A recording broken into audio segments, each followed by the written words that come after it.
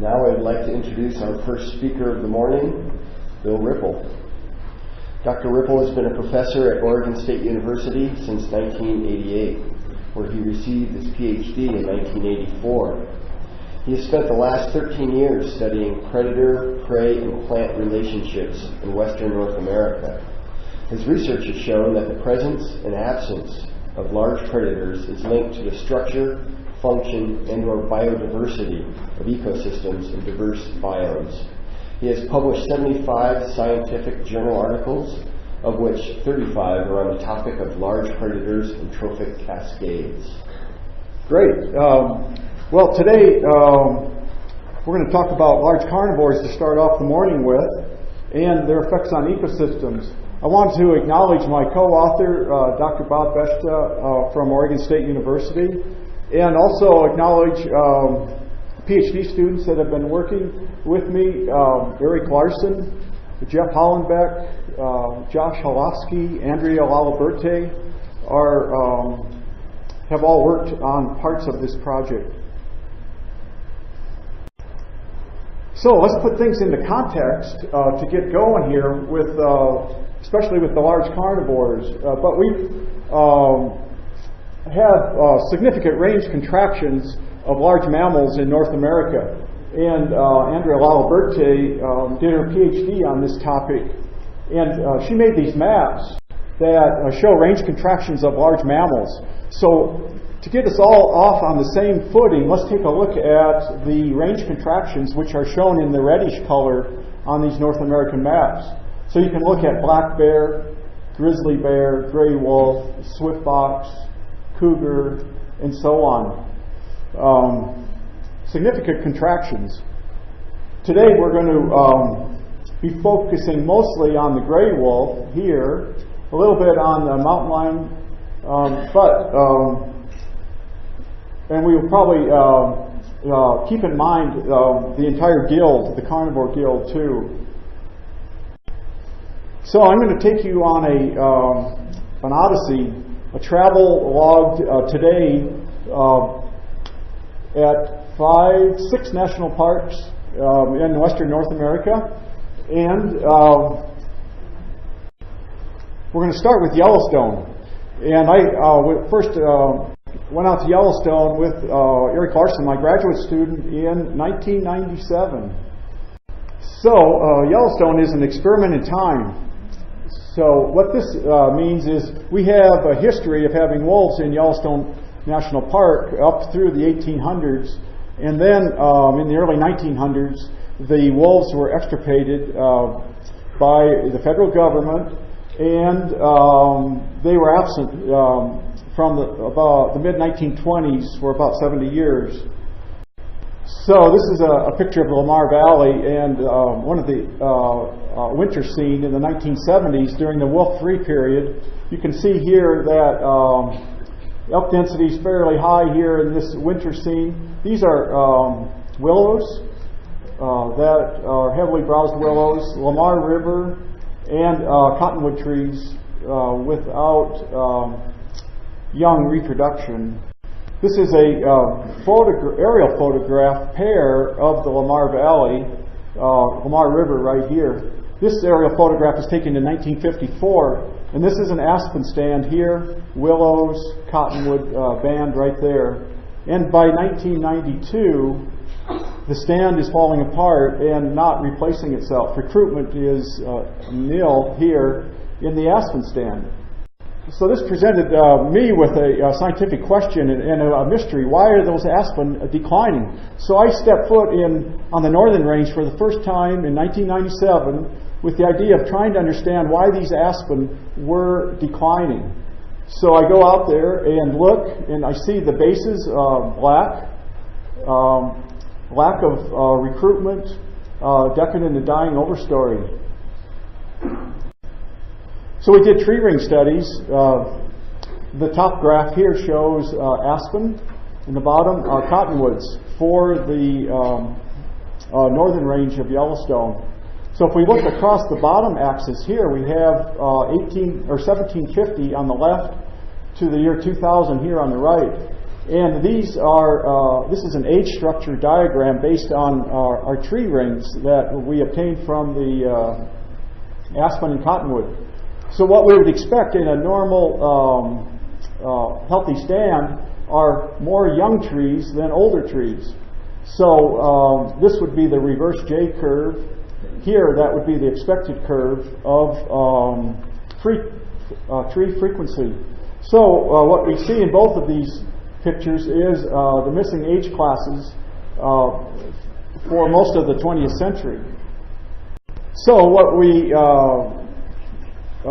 determined, as we're looking through the records to try to understand the cause of the decline, is that the wolves were extirpated right about here in the 1920s, and recruitment was better before wolves were extirpated versus after they were extirpated. So we published for the first time this trophic cascades hypothesis, that we wondering if wolves are somehow connected to the recruitment of aspen.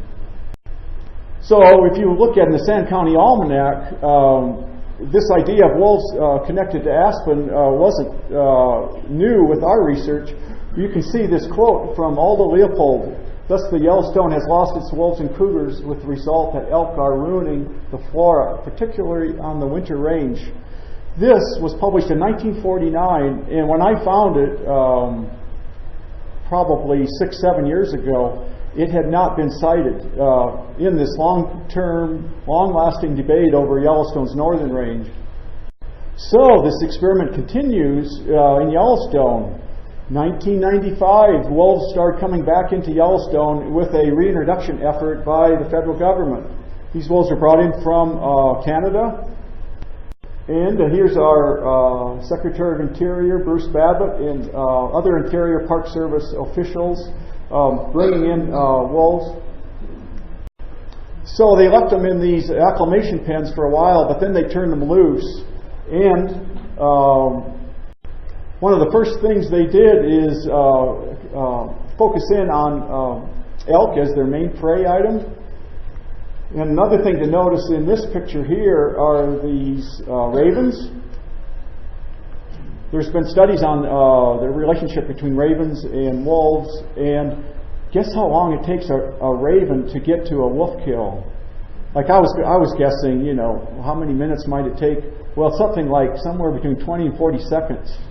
So these ravens are highly cued into these predator-prey dynamics.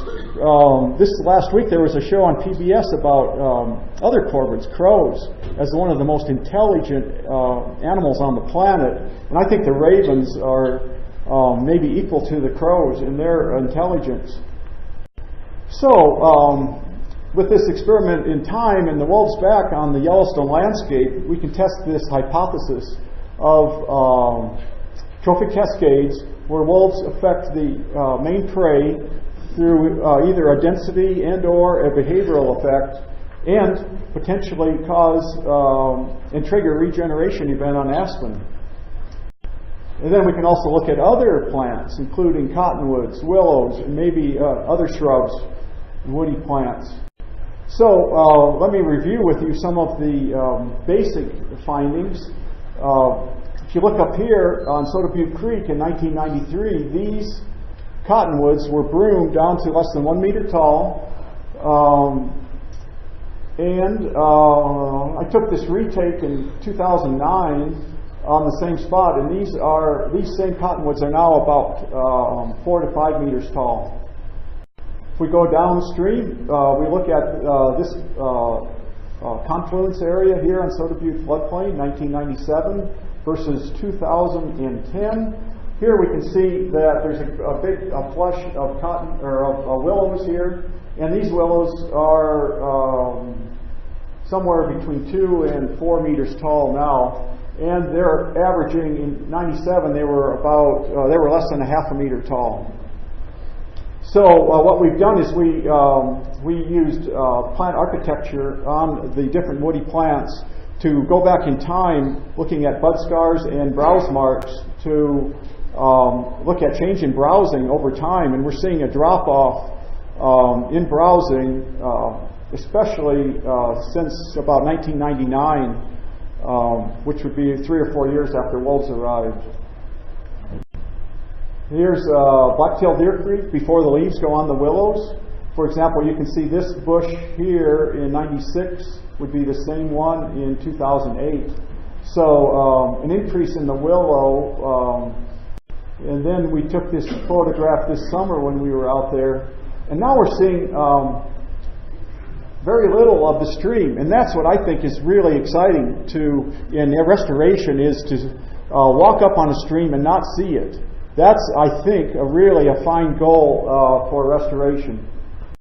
Now we can move outside of Yellowstone National Park and go to Forest Service land. The question is, would these kinds of trophic cascades be happening outside the park? This is the Gallatin National Forest, and the Forest Service had put up an exclosure in 1948 right here. And this is a winter scene taken in 1969. And this is the willow exclosure along the Gallatin River.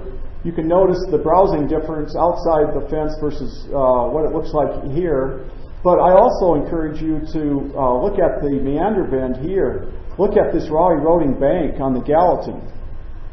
So now, 3 years after wolves were back in, by 1999, we can look at that same exclosure. And we're starting to see willows coming back in, taller on the outside. And what we did is these plant architecture browse studies, and we're seeing, let's see, this shows 98 through 2002. We're seeing a dramatic decrease in percent liters browsed here outside the exclosure, and then at the same time an increase in the willow height. And then this is a 2003 photograph, and now we're seeing the inside and outside the exclosure looking similar. Now this isn't how it looks every place. This is a good example. We think it might be related to predation risk. This might be a high risk site for elk. But stream restoration, the banks are very important. Look at how the eroding banks are being covered now with riparian plants. So let's talk about aspen back on the northern range. Go up by the Lamar Valley here, and we can look at percent browsed aspen leaders here on this axis, and then this is the date across the bottom. And our first year here is 1998, and then this would be 2006 over here on the right. So these are 4 different types of settings. The top line here are the uplands without down-woody debris or logs on the ground. These are uplands with logs. Then this is riparian without logs and riparian with logs. So generally, regardless of your place on the landscape here, we can see a downturn in percent liters being browsed, and at the same time, a corresponding uptick in the height of the aspen in centimeters here. And here's a couple of the example sites. Here's a riparian site with logs, some recruitment by 2006. But for some of these upland sites, we're still seeing a lack of recruitment in 2006. So restoration takes time. This was only 11 years after wolves were reintroduced, and it took wolves were gone for 70 years. We think it's going to take quite a while for everything to play out in Yellowstone with all the predator-prey dynamics and such. And so here the recovery of aspen is patchy as it's starting, which we would kind of expect.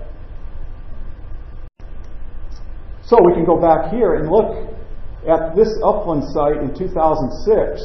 Well, so we were out there again in 2010, last month, and I took this next picture. I just finished my 13th annual field season in Yellowstone.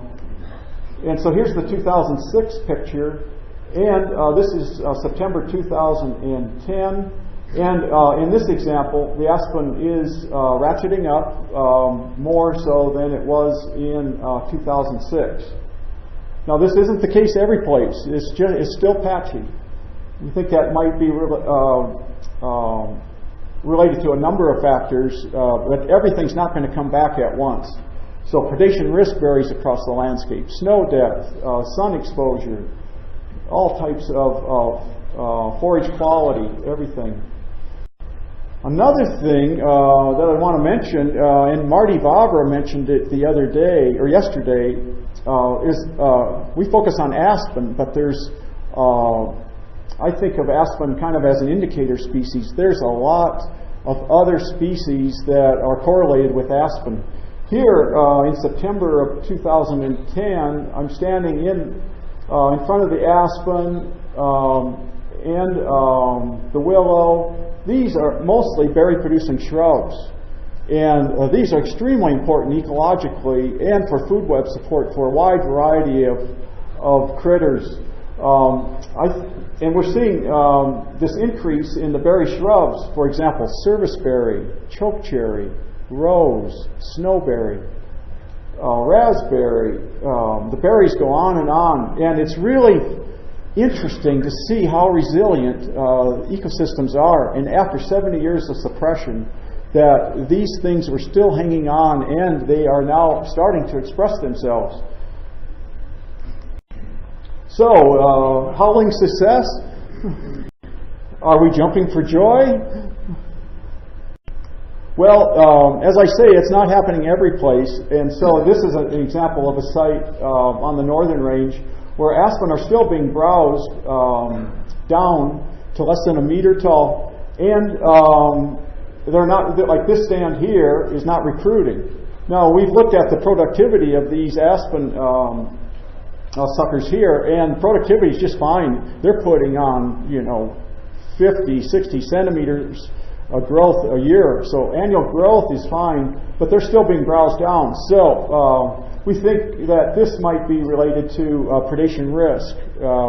Maybe it has to do with a lack of escape impediments. Maybe it has to do with the view shed. Here's another September 2010 picture of Bob standing in these aspen on the northern range. So these, some places, they're over 5 meters tall now. We were out there measuring them, and we got backaches with our long extending poles. And I used to be down on my knees with a meter stick measuring 20, 30 centimeter tall aspen. So the backache was welcome. So let's talk about other parts of the ecosystem. Beaver are coming back big time. And before wolves, there were 0 to 1 beaver colony on the northern range. Now, the last survey showed 12 beaver colonies. And as we all know, beaver are important in riparian function. So this is a beaver dam on a tributary of Butte Creek. Here we have the new willow growth that the beaver are feeding on. Beaver raise the water table and do a lot of good things, as we know. Ducks are really keyed in to beaver ponds. There's literature out there that shows that duck populations, waterfowl populations, are much higher where there's a higher frequency of beaver ponds. Here's some new willow growth on Butte Creek here. See how it's casting shade in the afternoon? So we think that this will be good for fish habitat. Besides the willow holding the bank from erosion, casting shade and providing inputs into the water with insects and leaf drop. We think there could be cascades going to the river otters. I've been on the Gallatin River. I'm seeing the young otters being reared in the beaver ponds since wolves have come back. So that's kind of neat. And I've already talked about the berry-producing shrubs. Here I photographed some in Yellowstone: serviceberry, rose, raspberry. So we think the cascade extends to grizzly bears, And what's interesting here is that there's meat on the ground year-round now, and grizzly bears have a lot of carrion available to them for scavenging. So the grizzly bear population is really strong in Yellowstone and is going up. Bears might benefit from wolves in two ways. One, by scavenging the wolf kills, and two, with this berry-producing shrubs increasing, they will have more berries. And here's another scavenger. Avian scavengers are working on those carrion and on the wolf kills. Pronghorn population has done better since wolves have arrived. Like this last summer, I saw just tons of pronghorn, and it was back in the 90s. It was rare for me to see very many pronghorn. Coyote populations dropped soon after wolves arrived. Wolves do not tolerate coyotes, and coyotes, I think their population dropped by 50% within about 4 years of wolves arriving. So, coyotes prey on juvenile pronghorn, and with fewer coyotes, the benefits to pronghorn can be substantial. So, working out on the northern range, in and around the Lamar Valley for 13 years, I had never seen a moose standing around browsing. And this September, my first moose on this new willow growth was making himself available. So we're in there measuring these aspen trees, and this is one of these tall saplings that I was telling you we were measuring, and it was kind of interesting to see this sapsucker working this sapling. So this tender bark, the sapsucker was working around, making its traditional holes, and these bigger ones too.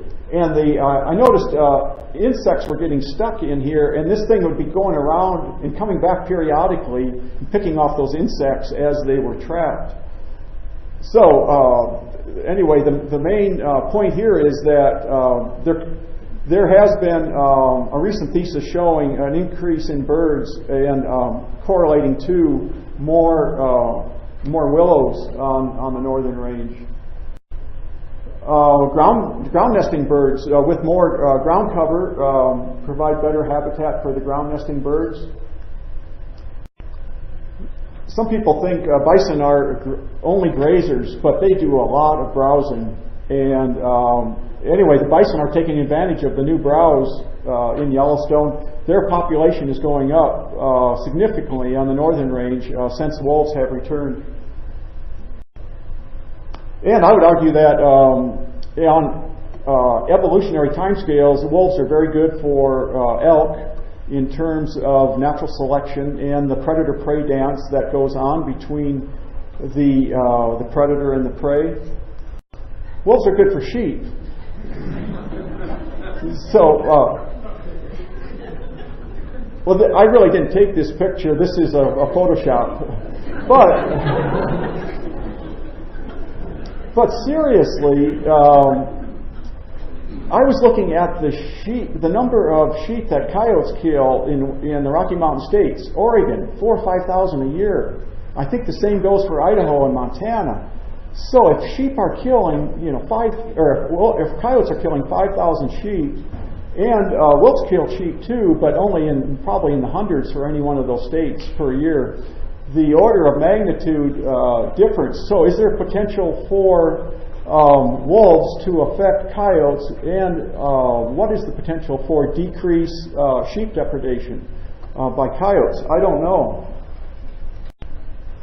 Okay, so we finished our Yellowstone work, and we said, well, if these cascades are happening in Yellowstone, could they be happening in other places in western North America?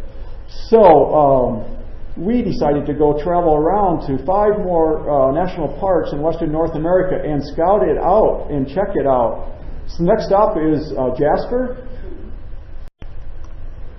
I encourage you all to go to Jasper. It is a gorgeous national park and really wild. And so we headed up to northern Jasper, up to Willow Creek, and backpacked in to our Aspen field site. So this is our Willow Creek field site, and interesting, the Canadians had a rabies scare in the 1950s, and they decided to poison and get rid of their wolves, or at least depress their populations because of rabies. So we knew this, and we did these tree coring studies up here in northern Jasper, and we found these large trees, large aspen here, and then we have a recruitment gap for a number of years, and then we have this big flush of aspen again here. And we saw that time and time again. And so what the tree rings show is that during the depressed wolf population era, during that rabies scare, there was a lack of aspen recruitment. So that's a correlation that kind of opened our eyes to the possibility that there may be a cascade, a trophic cascade, going on in this wilderness area of northern Jasper. So then we went over to Olympic Peninsula. This is a very different type of ecosystem. It's a temperate rainforest. Is there any chance for a wolf-triggered trophic cascade in this coastal rainforest? We get up there on the floodplains of the Hoh, Queets, Quinault rivers. Look, these are black cottonwoods, and this is a big leaf maple stand here. So again, we're seeing large trees and no small ones. Why isn't there recruitment going on? Additionally, with this being a rainforest, where are the shrubs? We had a hard time finding shrubs there. There should be a lot of berry-producing shrubs here. Well, at the visitor center at the park headquarters, or the Hoh River headquarters, it says, elk herds constantly eating back fast-growing rainforest vegetation prevent the forest floor from becoming a dense tangle of shrubs and vine maple. So there's a large elk population there, and we cored those trees, and we found they stopped recruiting soon after the wolves were extirpated from the peninsula in the very early 1900s. So then we went over to Wind Cave National Park, wondering, well, this is on the edge of the Great Plains. Is there any chance for a trophic cascade there? George Custer visited the Black Hills in 1874. He had this scientific expedition. Here he shot his first grizzly near Wind Cave National Park. But they kept detailed journals, and they said they found abundant large carnivores, ungulates, berry-producing shrubs, wildflowers, and beaver along their route. The people were talking especially about the serviceberry. Serviceberries were just thick, and the berries were just hanging really high off these huge shrubs. They heard wolves howling every day. Coyotes were scarce. So, with the discovery of gold by Custer, late 1800s, the predators were extirpated and the settlers moved in. So we studied oaks, cottonwoods, aspen, and we're in Wind Cave National Park in the Black Hills, and found the recruitment of those trees stopped back there in the early 1900s. The same as the other sites that we were looking at. Wind Cave has put up some nice exclosures. One of them is huge aspen exclosure that encompasses entire mountain.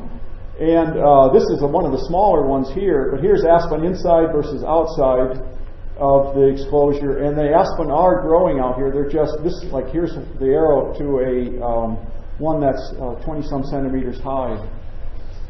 So all the native ungulates are in this park, but there's very little large carnivore presence here. So now let's travel down to Yosemite National Park, take a look what's going on there. It's a gorgeous valley to go and walk into and around Yosemite Valley. looking at these huge waterfalls. I think this is, what is that, Yosemite Falls. It's a double falls here, the upper and the lower. Well, as you can lower your eye down to here, these are their signature trees, black oaks, the California black oak. What's going on with those? Well, cougar became scarce in Yosemite Valley right about the same time that the visitors moved in, very early 1900s. I got this picture out of the Yosemite Valley archives. I thought that was quite a shot for early in the 20th century. So, one of America's famous wildlife biologists, Kalani, in 1941 said the deer have increased on the floor of the valley, and their ancestral enemy, the cougar, dares not follow. And he is concerned about the browse plants at that point. So we go there in 2007. Find these large black oaks, we cored them, did tree ring studies. These deer are very adept at finding acorns, and they can smell the difference between a healthy acorn and a rotten one. So they are very good predators of acorns, and they're also good at finding the oak seedlings, and they just rip them out of the ground. Right around, in the early days, Yosemite Valley was known for its wildflower displays. Where have all the flowers gone? People from all over would come to see the evening primrose. Just expansive views of primrose in Yosemite Valley, according to Park Superintendent's reports. So we did an inventory of primrose, and we found less than 100 blooming plants in our Yosemite Valley study area. And this shows, well, we know how much deer like flowers, so shows the browse marks there. Okay, so what about, I was just walking around doing my plots, and this woman was walking down the trail and with a deer right next to her. So it was like 3 feet away, and they were ignoring each other. They both looked straight ahead and walked. And so this is known as human shielding. The ungulates use humans as shields. When they know that humans are safe and they're not the main predator, that they will use this. And we found more browsing near human development versus away from human development. That's where there's no hunting, for example, in a park like this. Okay, so now we're going to move over to Zion, which is in this state. Go take a look here. North Creek Canyon. These are Cottonwoods. This is a roadless area. Very few people get in here. Hikers hike down the steep cliff here to get in there. And then there's Zion Canyon, where over 2.5 million people visit a year to look at the canyon walls and such. So these are some Park Service data that I obtained, showing the dates across the bottom and the deer density per kilometer squared. So this kind of relates to what Terry was showing yesterday on the eruption and the overshoot of carrying capacity. So this shows the peak of the eruption right here. But this is where the park biologists were saying that the cougars became scarce in Zion Canyon. And then the population dropped to this midpoint here. So here we can see the biologists concerned about the displaced cougar and the balance between the deer and their natural predators. And the park superintendent is saying the vegetation is so overbrowsed that it's in serious condition, and there is danger of complete destruction. 1942. So we go there in 2005 and 2006. We see these large cottonwood trees. And on this valley bottom floor, we see very little growing. The deer are very good at taking out the shrubs and the small trees. We can look at age structures. So across the bottom here are the dates from 1880 to the year 1999. And these are the cougar common areas in Zion versus the cougar rare over here. And again, we see these missing age classes on cottonwood trees. And here we plotted cougar become scarce and deer abundant about right there.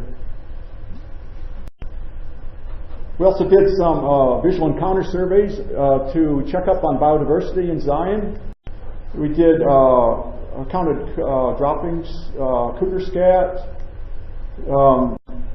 hoof prints for deer along belt transects along streams.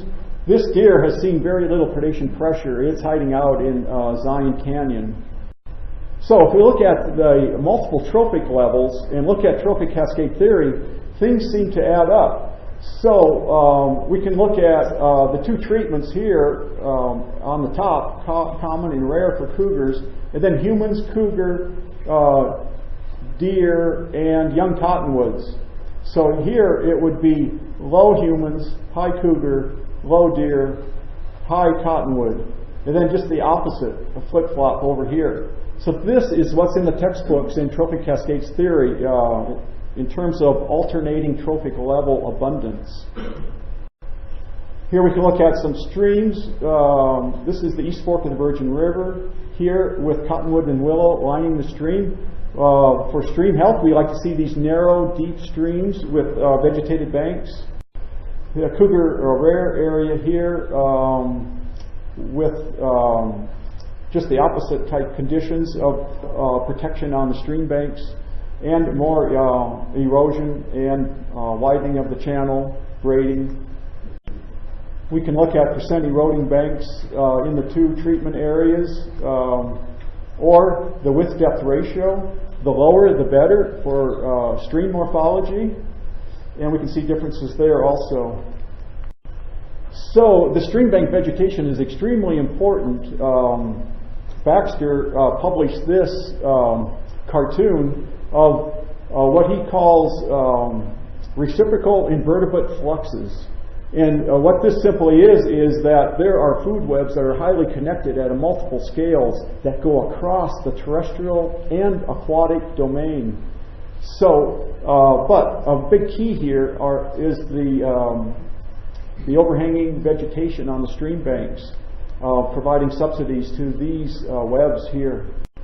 We looked at flowers, the cardinal flower and the Welch's aster as riparian flower species.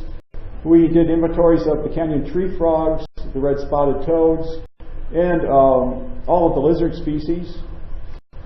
And the butterfly subfamilies were inventoried. So again, just like on the previous graphs, where the cougar common had these higher abundance levels from these surveys versus the cougar rare and the places with the high deer browsing. So this is kind of a unique situation with the canyons and all the visitors, but it goes to demonstrate how it's more than just an aspen story or a cottonwood story. We're talking about biodiversity.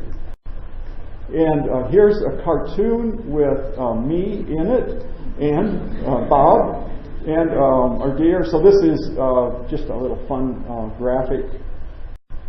Okay, so those are the 5 U.S. parks. So what does this mean? Can we summarize? So let's look at age structures for all of those sites. Olympic black cottonwood, Olympic big leaf maple, Yosemite oaks, Yellowstone cottonwoods, Zion cottonwoods, Wind Cave cottonwoods.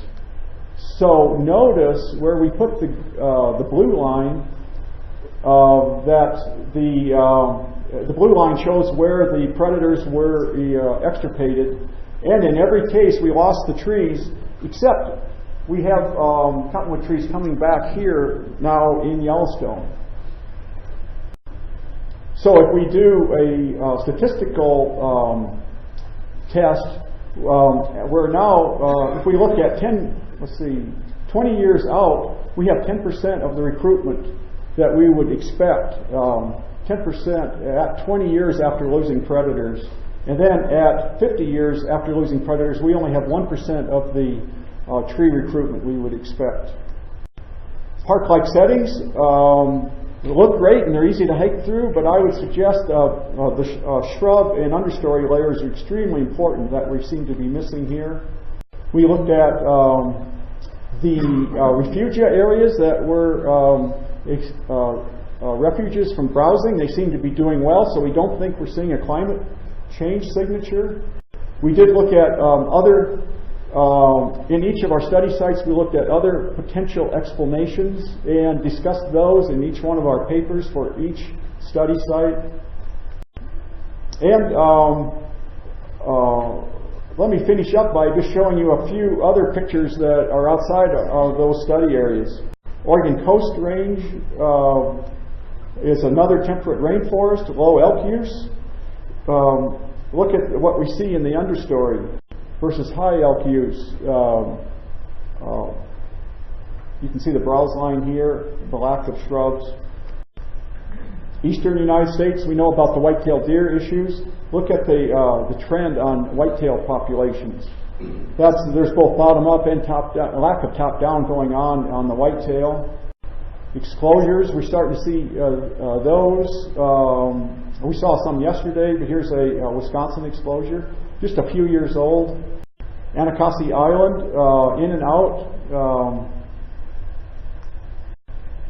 Sweden lost their wolves many, many years ago, and they have a moose eruption issues.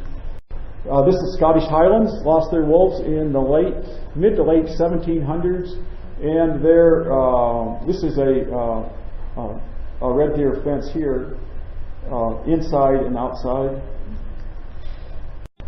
So we think that when we see changes this dramatic, that there can be altered ecosystem responses to disturbance. Everything from deforestation to regime shifts, alternate stable states, biodiversity shifts, and altered aquatic systems. In Yellowstone, we're seeing the beginning of restoration. It's going to take time. It's patchy. Here we have a picture of public lands in the western United States. So I think we do have opportunities to make choices. If Minnesota can have 2,500 wolves, how many can we fit here in the western United States? I don't know, but that's up to public and policymakers. We need to also think about the western, especially in the western, the interaction with domestic ungulates. This is on Heart Mountain in Oregon in '89. And this is 15 years after the allotment was closed off at the Heart Mountain Pronghorn Refuge. So the question we looked at the citation, number of citations is 22,000 in ecology since 1970. But these studies were mostly done after predators were lost from the ecosystems. So my question is, are we studying a sick patient? Should we become aware of what things look like? Look at refugia. Look at what things were historically. Terabor and Estes say we regard trophic cascades as a universal property of ecosystem functioning, a law of nature as essential and fundamental to ecology as natural selection is to evolution.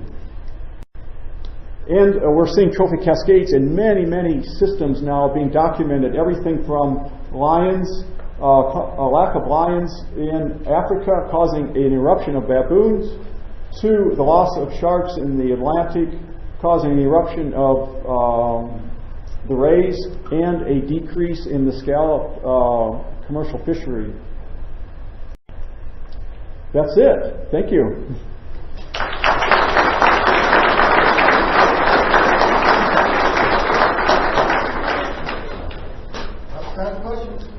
Yes. This applies not just to your study, but to other ones. I think, Susan, I'm just wondering what the effect is going to be of such an even age class structure with many of the things that are existing. Because that's very unnatural. Could you repeat that?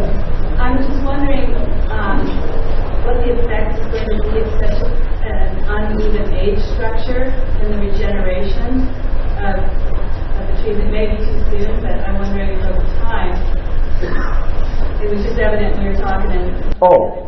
Oh, so you're asking, like in Yellowstone, we have this recruitment gap, and now we have recruitment now in some places, and we had a bunch long ago. So we have a 70-year gap. Well, it's going to have effects on the ecosystem. I don't know exactly how that will play out, but I had one student look at cavity nesting birds.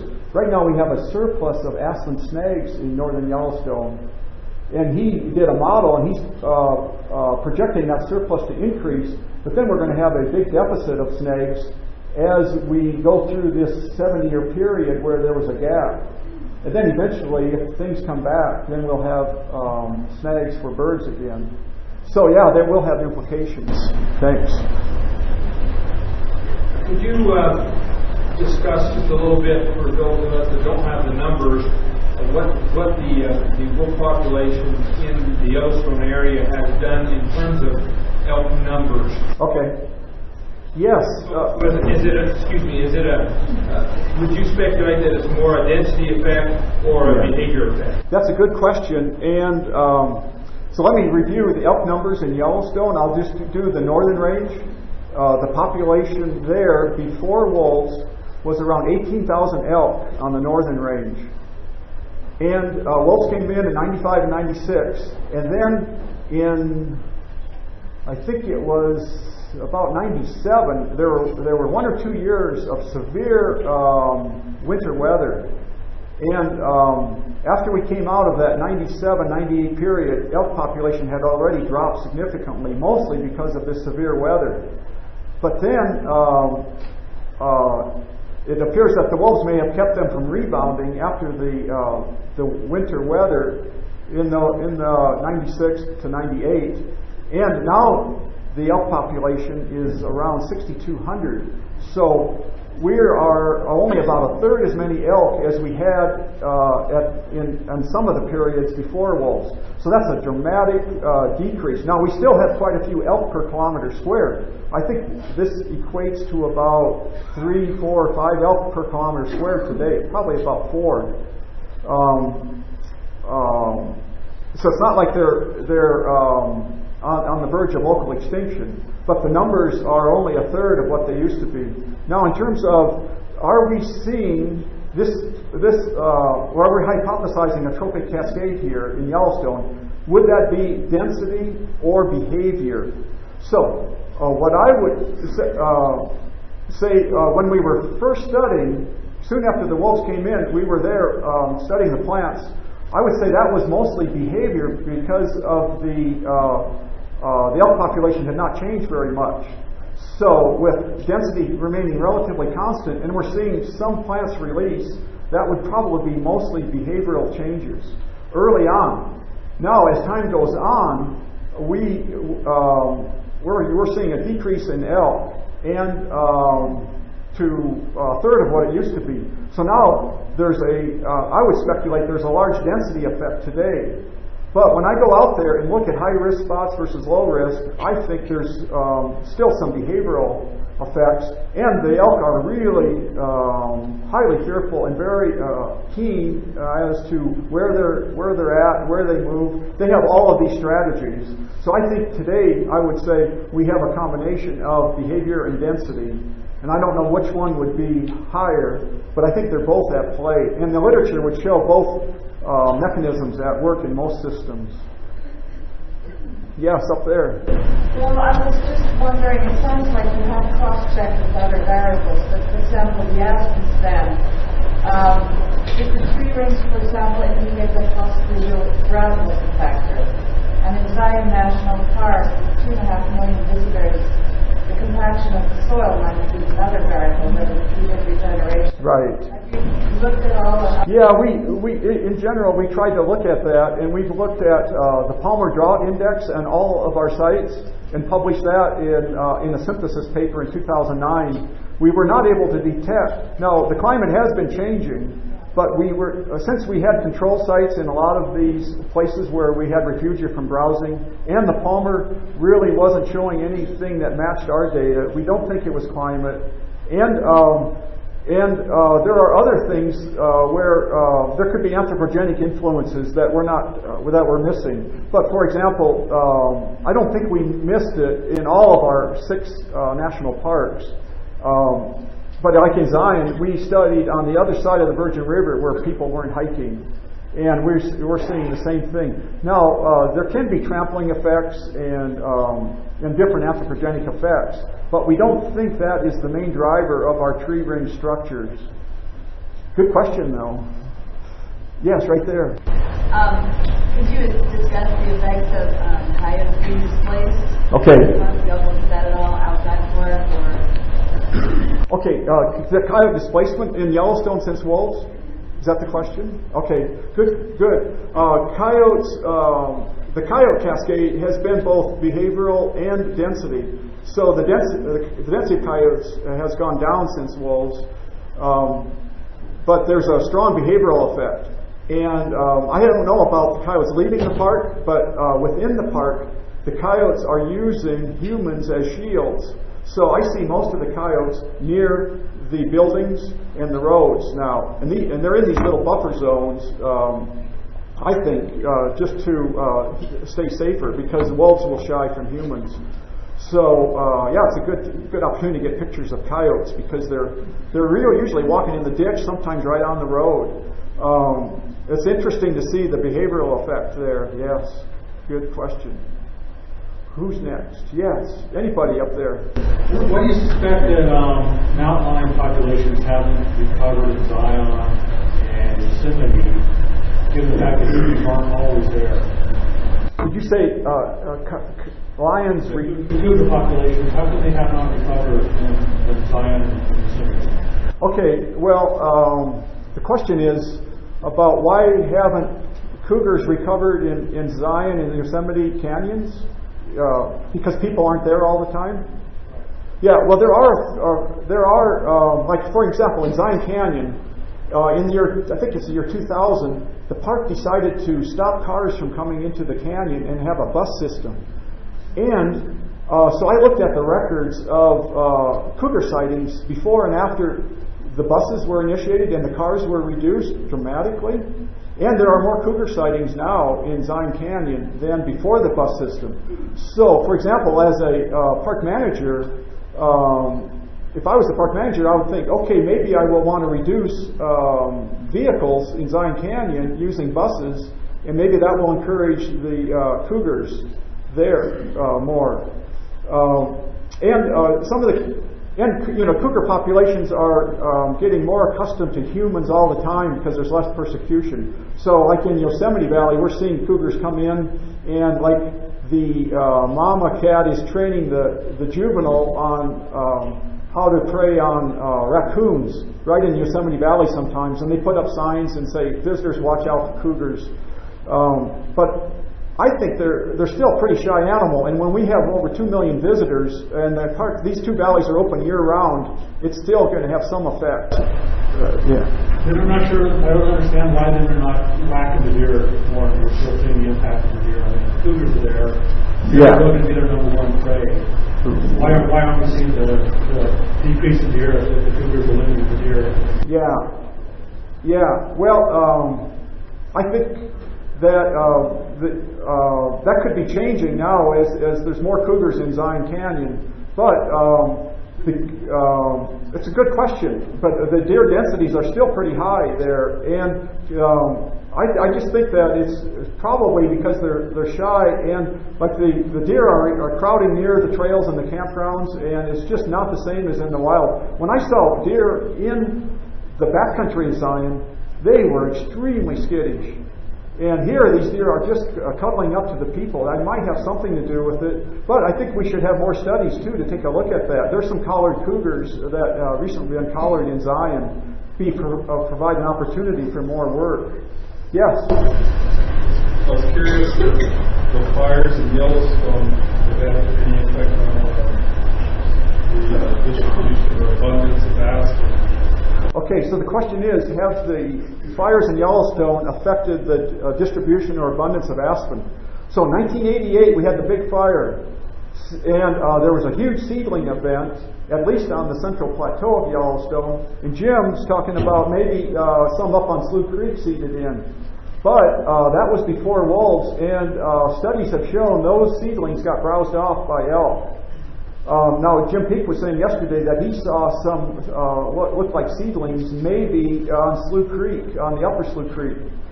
So I think the combination of fire which is a pulse disturbance, with predators, which is a press disturbance, is the ideal combination for aspen regeneration. I think that's maybe where you were going with that. Yeah. Yes?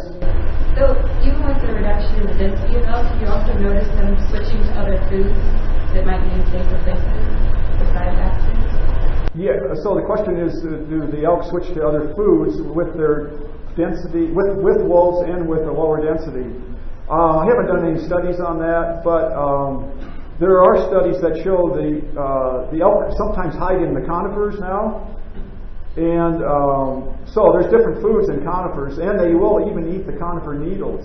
You know, I always wonder why they don't come down into the valley bottom and eat these really tasty willows, and they're hiding up there someplace. And so I think this fear is a bigger driver than the need for optimal forage. That's just my personal take. But there's always this question, is it food or fear? Which one is going to drive us more? I think fear is a very powerful force.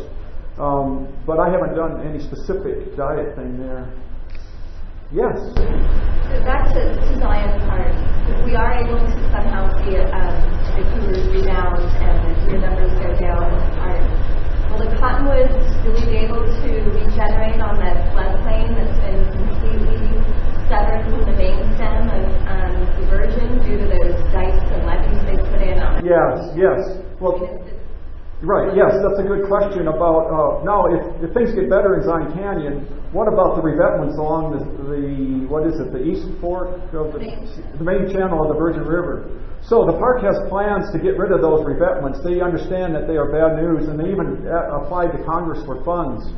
But what we told them is they should also look at the browsing issue too. And what the park did after we left is they put in some exclosures right on the floodplain. And I was down there 2 years ago, and I saw the fence was just a small fence on the virgin floodplain, and the cottonwoods are seeding in all the time, and they were growing taller. So, you know, restoring riparian and channel morphology is going to take a long time.